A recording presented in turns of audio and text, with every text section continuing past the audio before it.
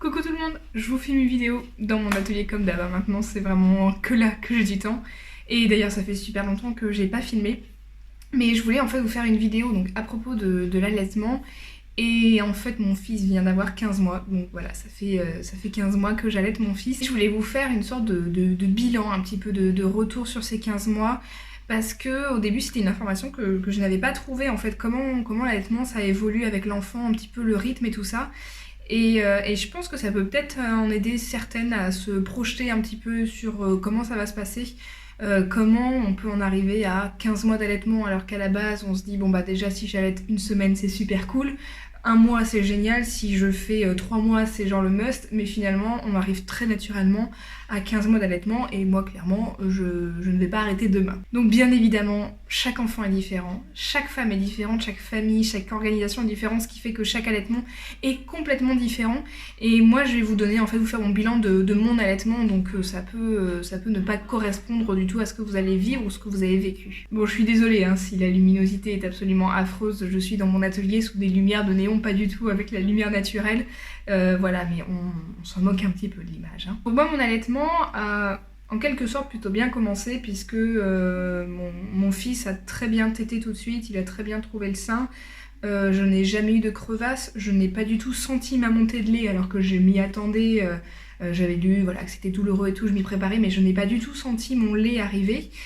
Par contre, pendant un mois, j'ai douillé à mort. J'ai eu extrêmement mal à la poitrine à chaque fois qu'il tétait, ça me faisait comme de l'électricité, comme des coups de rasoir et tout. Pourtant, je n'avais pas de crevasse, je mettais de la lanolin, je mettais des coquillages d'allaitement et tout, je n'ai jamais eu de crevasse. Beaucoup de sages-femmes à la maternité, même après la maternité, ont vérifié si mon louloute était bien, s'il prenait bien le sein pour expliquer en fait de pourquoi j'avais mal, mais non, il n'y avait aucun souci, tout se passait très bien. Et ça me rassurait pas trop parce que j'avais lu partout qu'un allaitement ça ne doit pas faire mal même au début. Voilà, j'étais vraiment très étonnée.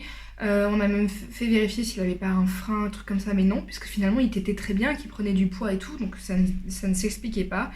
Et ce qui m'a rassurée en fait, c'est qu'une fois j'en ai parlé sur Instagram, et beaucoup de gens m'ont dit, de femmes m'ont dit que bah elles aussi elles avaient eu mal et qu'en fait au bout d'un mois c'était parti. Parce que moi voilà, ça faisait 15 jours que j'en pouvais plus, je souffrais à chaque tétée, j'en pouvais plus, en pleine canicule en plus, j'avais les poings en bas qui me faisaient très mal, et d'allaiter c'était très dur, et quand vous êtes, voilà, vous commencez, vous ne savez pas où vous allez et que vous avez très mal, vous dites mais je ne vais pas tenir. Et beaucoup de femmes m'ont rassurée en me disant qu'au bout d'un mois c'était parti. Voilà, je serrais les dents en me disant si ça dure qu'un mois, c'est cool. Sinon j'arrêterai, je peux pas. Et en effet, au bout de 3 semaines, je crois, ça a commencé à s'atténuer. Vraiment au bout d'un mois, c'était terminé. Je n'avais plus du tout mal, alors je n'explique pas et je n'ai pas trouvé d'explication à ça. Je pense que c'est juste la poitrine qui est douloureuse, enfin qui est sensible, et le temps que ça se fasse. Et alors j'ai toujours des fois des tétées pas très agréables, mais ce n'est pas dans la douleur, mais voilà. Donc au début, le rythme est très compliqué. Je pense que c'est vraiment ça qui est dur au début parce qu'un bébé, quand il vient de naître, il veut téter très souvent. Moi, c'était en moyenne toutes les 2 heures, voire toutes les heures et demie, voire toutes les 10 minutes. Enfin, ça dépendait puisque on était sur un allaitement à la demande. Mais voilà, je crois que ce qui est le plus dur, c'est de se faire à ce rythme de toutes les 2 heures. Il faut qu'il tète en fait. Toutes les 2 heures, il faut forcément être là à ce moment-là, il faut être disponible. Moi je me souviens ce qui était dur au début c'était de bien s'installer parce que j'avais mal en bas, j'avais eu beaucoup de points. J'avais du mal donc à m'installer dans le canapé, à trouver une bonne position. Alors j'avais un coussin d'allaitement, de grossesse et tout. J'ai adoré pendant la grossesse, mais alors l'allaitement je n'ai pas du tout aimé parce qu'il faisait très chaud et cette chose nous tenait chaud à tous les deux. Et en fait je préférais porter moi-même mon bébé. Et je me calais avec des coussins, alors voilà, très rapidement, au bout d'un moment, j'avais trouvé dans mon canapé les coussins qu'il fallait à la bonne hauteur, le machin, le truc. Je m'installais, mon chéri m'apportait mon verre d'eau, il m'apportait le bébé, j'étais calée et on y allait. Et j'ai eu beaucoup de chance parce que le premier mois, mon chéri était là, donc il m'a beaucoup aidé à mettre en place l'allaitement. Et puis après, quand il est parti, bah, il a fallu que je me débrouille toute seule, mais j'avais déjà pas mal de repères. Au niveau des nuits, alors au début, donc il tétait la nuit, mais très rapidement, il s'est mis à faire 1 ou 2 tétées dans la nuit. Donc moi je me levais parce qu'en fait au début je me souviens que j'ai eu beaucoup de mal à lui donner la tétée allongée, où on était, je sais plus comment ça s'appelle la position, mais c'est l'un contre l'autre allongé. Je n'arrivais pas à bien lui mettre le sein sans avoir super mal au dos en fait. J'ai essayé avec le coussin de maternité, mais encore une fois il faisait très très chaud en plein été, donc c'était impossible. Donc voilà, je préférais me lever, me mettre dans mon rocking chair et lui donner la tétée et puis le remettre dans son lit. Et bon, alors on faisait du cododo, enfin il dormait dans notre chambre le premier mois. Mais après, il a très vite dormi dans sa chambre parce qu'il faisait beaucoup de bruit et finalement, ça s'est très bien passé pour lui de dormir dans sa chambre. Ce n'est pas le sujet, on parle de l'allaitement. Et après, voilà, j'ai pris le rythme, il faisait une tétée dans la nuit et très rapidement, il a arrêté de téter la nuit en fait, donc c'était très très cool. Il est arrivé donc à 6 mois la diversification et vers à peu près 7 mois la nounou. En fait, ça a été super cool parce que nous, on a commencé la diversification en même temps que de le mettre chez la nounou, donc on a eu pas mal de conseils de la nounou. Et l'allaitement était beaucoup plus facile à gérer du fait que la diversification était en place. C'est-à-dire que quand vous allaitez votre bébé et vous reprenez le travail à 3 mois, comme c'est pour la plupart des femmes, c'est compliqué parce qu'il faut donc tirer le lait et ça demande beaucoup de temps. Et donc moi, comme il y avait la diversification, je sais plus, je vous ai fait une vidéo sur comment tirer son lait au travail, enfin comment j'ai fait et tout, mais voilà, je tirais 2 à 3 fois. Et rapidement j'ai diminué le tirage.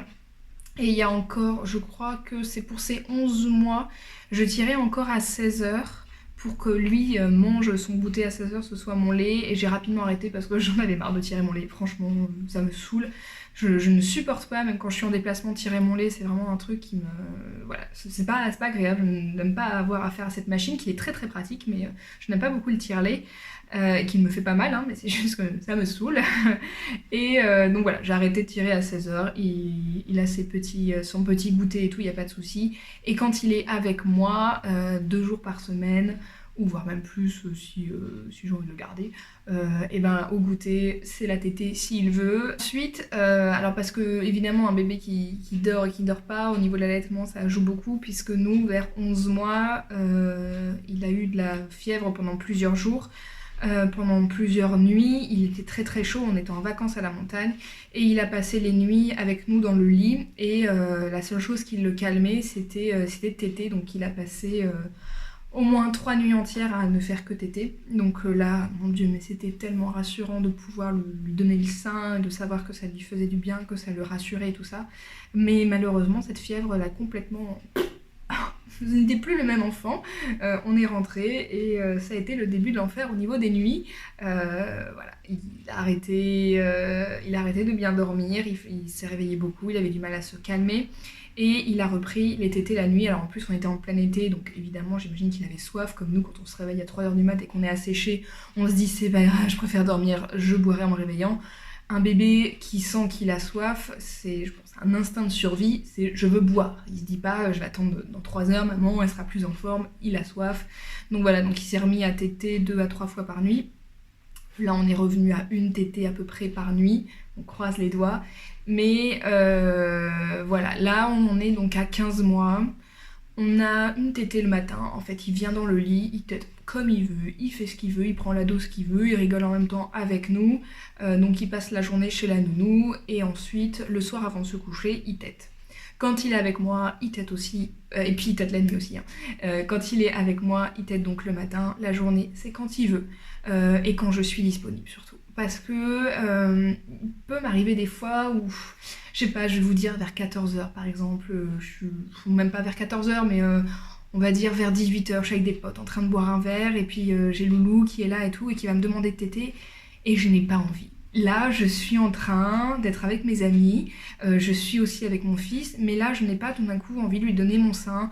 Il y a du monde autour, alors je sais pas que j'ai envie de me cacher, mais je ne suis pas appropriée dans le sens où tout d'un coup, j'ai envie de sortir ma poitrine et de la mettre devant mes amis. Donc, je lui fais comprendre que non. Alors évidemment s'il se met à hurler je lui donne le sein, mais c'est souvent juste parce qu'il fait légèrement comme ça, souvent avec mes t-shirts, et je lui dis non, et j'essaye soit de lui donner quelque chose à grignoter parce qu'il a faim, ou à boire s'il a soif, ou sinon je lui fais juste un câlin, ou je lui donne à son papa parce qu'évidemment comme il est avec moi il a envie de téter, mais s'il a juste besoin d'un câlin, son papa aussi peut lui donner un câlin.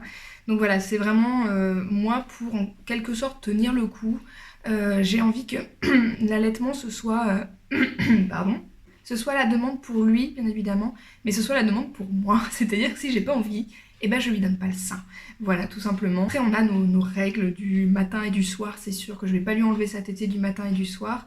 Mais la journée, quand il est avec moi à 16h, il a sa tétée s'il veut. Des fois, il veut même pas, hein, il prend son goûter et tout. Mais voilà, des fois, on rentre de chez la nounou. Je sens qu'il a vraiment envie. Peut-être qu'il a passé une journée très dure. Bah, je lui donne le sein avant de manger. Là, il n'y a pas de souci. Mais si moi, je suis dans un endroit où je n'ai pas envie, dans un moment où je n'ai pas envie, je ne vais pas me forcer. Et je pense qu'on ne doit pas se mettre la pression avec cette appellation de tétée à la demande et se dire, mon Dieu, je ne peux pas refuser le sein à mon fils. Bah, s'il est diversifié, vous inquiétez pas, votre enfant il aura à manger, il aura à boire, et puis de toute façon, il va falloir qu'il s'y fasse parce que vous êtes un être humain, vous n'êtes pas un frigo. Et puis l'allaitement en public, c'est beaucoup plus facile à gérer parce qu'au début, bon, on a les vêtements d'allaitement, le soutien-gorge d'allaitement, le truc, je déboutonne, machin, il y a personne qui me voit, enfin, voilà, au début c'est vraiment un peu compliqué. Moi je me souviens la première fois que j'ai allaité en public, vraiment, parce que la première fois c'était un peu caché, mais la deuxième fois c'était en plein milieu d'une place sur un restaurant et j'étais terrorisée. Enfin pas terrorisée, mais le petit était dans la poussette juste à côté, il nous regardait et puis il s'est mis à demander et mon copain m'a regardé, vas-y, j'étais là, non mais t'es sûre qu'il veut allaiter là? Parce que si, alors je l'ai mis et tout et je dis bon ça va, on voit pas trop, et il m'a dit un truc, il me dit mais on ne voit absolument rien, il y a la tête du bébé. Et là, en fait, j'ai compris que c'est vrai que toi, quand t'es au-dessus, tu vois tout, mais personne n'est au-dessus pour regarder, tous les gens qui sont autour ne voient rien, et ça m'est déjà arrivé, je me souviens une fois au restaurant, ça m'est arrivé, j'étais en train d'allaiter mon bébé, et il y avait le serveur qui était là, qui prenait la commande, et il était juste au-dessus de nous, hein, lui par contre, là, il était au-dessus, et il me dit, vous allez prendre du vin? Et je lui dis, non, j'allaite. Ah oui, oh enfin, ça faisait 5 minutes que j'allaitais en dessous de lui, mais il n'avait même pas vu. Donc, vous voyez, les gens ne font même pas attention. Et ça, vous commencez à vite le comprendre. Et en fait, maintenant, c'est d'une facilité. Alors, j'ai toujours les vêtements d'allaitement, hein, n'est-ce pas, mes t-shirts tagine banane que j'adore. Mais c'est vrai que je soulève plus facilement mon t-shirt, j'ouvre plus facilement ma chemise. Je mets plus des soutiens-gorge d'allaitement parce que j'en avais marre. J'en avais marre de ces soutiens-gorge super moches. Alors, au début, ils sont quand même très pratiques. Parce que c'est vrai qu'au début, vous vous réveillez le matin, vos seins sont remplis et vous avez une taille de soutien-gorge qu'il faut qu'il soit adapté. Et puis en plus au début vous avez les coussinets et en fait plus ça va, moins évidemment votre bébé tète. Et puis il y a une sorte de truc en gros. Alors ça c'est un peu compliqué à expliquer. Enfin, je suis pas sûre qu'on soit toutes pareilles, mais en gros c'est l'autocrine, je sais pas quoi, mais en gros votre lait n'est plus stocké et c'est juste le lait qui vient quand votre bébé tète. Ce qui fait que vous vous retrouvez plus avec les seins énormes, bon, sauf évidemment si pendant 48 heures vous ne faites rien. Mais voilà, en gros j'ai retrouvé une taille de poitrine. Alors, plus forte que celle que j'avais avant, mais je peux mettre mes petits soutiens-gorge en dentelle triangle, sans armature, sans rien, sans être gênée, et qui sont d'ailleurs très faciles à mettre sur le côté puisqu'il n'y a pas d'armature ni de coussinet. Donc voilà, je remets mes soutiens-gorge d'avant, et ça me fait bien plaisir parce que j'en pouvais plus des soutiens-gorge moches d'allaitement. Même si j'en ai un qui est très joli, c'est quand même des gros soutiens-gorge et je ne supporte plus. J'ai pu aussi ne plus mettre de soutien-gorge cet été, c'était cool, parce que l'été d'avant je ne pouvais pas parce que j'étais obligée de mettre des coussinets, parce que finalement quand vous allaitez d'un côté, ça se vidait de l'autre et vous êtes obligé d'avoir des coussinets, chose qui disparaît au bout d'un moment. Ça c'est cool, au bout d'un moment où en fait vraiment les TC sont très très espacés, vous avez plus, enfin en tout cas moi, je n'ai plus ce truc de il tète d'un côté et de l'autre côté ça fuit. Donc voilà, je peux porter une rampe blanche sans soutien-gorge, sans coussinet et allaiter, pas de souci. Alors au niveau du temps, en fait, du temps d'allaitement, au début avec mon chéri, on s'était dit, bon, plus le temps avançait, on s'était dit bon peut-être un an ce serait bien, vraiment quand on voyait que ça commençait à marcher. Et mon chéri, je lui avais dit bon qu'est-ce que t'en penses hein, et tout. Il m'a dit moi je sais que ça commencera à me choquer quand il commencera à soulever tes t-shirts, à venir chercher le sein lui-même et tout. Chose qui est arrivée. Alors, il soulève pas du tout mes t-shirts encore, des fois il met la main dedans, mais que quand on est chez nous à l'extérieur, il fait rarement ça en fait. Il est plutôt attiré par d'autres choses, donc voilà, c'est rare qu'il devienne me demander à téter, ou alors je sens qu'il veut juste tâter un peu, et c'est là que je comprends qu'il veut téter, mais voilà. mais c'est juste que quand on est dans le lit par exemple, c'est lui qui soulève le drap pour venir, on va dire, se servir, mais c'est plus quelque chose de pratique pour nous que quelque chose qui finalement maintenant nous choque. Donc voilà, j'en parle très souvent à mon copain, je lui dis bon alors je continue et tout, il me dit mais oui vas-y, mais vas-y fais comme tu veux, enfin c'est super bien et tout. C'est très très très très très très pratique l'allaitement franchement. Là on est passé un petit peu à du lait en poudre parce que ouais, je commençais à être vraiment fatiguée les nuits, je commençais à en avoir marre qui se réveille, enfin pas qui se réveille mais de me lever moi systématiquement. Il avait un problème un peu de... Enfin, il a du mal à créer des liens avec son papa. Enfin, son papa a du mal à créer des liens avec lui dans le sens où quand il se réveille par exemple la nuit plusieurs fois, j'ai essayé de faire en sorte que ce soit mon chéri qui y aille pour le calmer et il ne se calme pas dans les bras de son papa, il se calme que dans mes bras parce que voilà je suis sa maman et tout et quelques mois auparavant quand il se réveillait la nuit qu'il avait arrêté de téter, il se calmait dans les bras de son papa et il était très proche de son papa. Donc je lui ai dit peut-être qu'on pourrait recréer ce lien que vous avez où il se sentait rassuré dans tes bras et tout, peut-être que tu pourrais lui donner le biberon la nuit. Donc au début on a commencé avec mon stock de lait qui me terminait, qui me restait au congèle, et puis maintenant il a son lait en poudre donc la nuit. Et en plus, son père était persuadé que si on lui donnait du lait en poudre avec en plus des céréales, il aurait moins faim et donc il arrêterait de téter autant la nuit, de demander autant et qu'il dormirait mieux. C'est vrai, quand on est fatigué, on entend plein de choses, de trucs, on retient les idées des uns, des autres, et je dis ok, vas-y, on essaye, t'as peut-être raison. Ça n'a absolument pas marché, c'était même pire, enfin il se réveillait plus que quand il tétait. Hein. C'est-à-dire qu'il voilà, lui préparait le biberon de lait en poudre et en plus il mettait les céréales et ça n'a rien changé. En fait, je pense il est juste rassuré par le fait de téter, de s'alimenter, d'être câliné. Mais voilà, si vous essayez aussi, enfin en tout cas nous ça n'a pas marché les céréales. Voilà, on a un pot de lait en poudre que mon chéri a utilisé quelques nuits. Là on est revenu au fait que finalement comme ça ne marche pas et tout, et qu'on dort beaucoup mieux quand c'est moi qui allaite parce qu'il se rendort finalement très vite et qu'il dort beaucoup plus longtemps après la tétée. On est revenu au fait que ce soit moi qui me lève, mais ça me rassure de savoir que s'il y a une nuit où je suis fatiguée, par exemple quand j'ai mes règles, c'est très compliqué pour moi d'assurer la nuit. On en a parlé à mon chéri, je lui ai dit écoute, quand j'aurai mes règles, quand je suis vraiment fatiguée, il faut que ce soit toi qui te lève, et il n'y a pas de souci de son côté, c'est lui qui se lève et qui lui donne le biberon, et puis Loulou prend le biberon sans souci, en fait que ce soit mon lait ou pas mon lait, il le prend. Hein. Vraiment, il est pas compliqué là-dessus. Je pense que l'allaitement, il faut pas se mettre la pression, faut pas diaboliser le lait en poudre. Après voilà, il y a plein de laits en plus différents qui existent. Nous on a pris un lait basique, hein. Enfin c'est mon chéri qui s'en occupe, ça c'est vraiment, je lui dis écoute c'est toi qui gères le biberon, c'est toi qui gères le lait en poudre et tout, tu achètes ce que tu veux.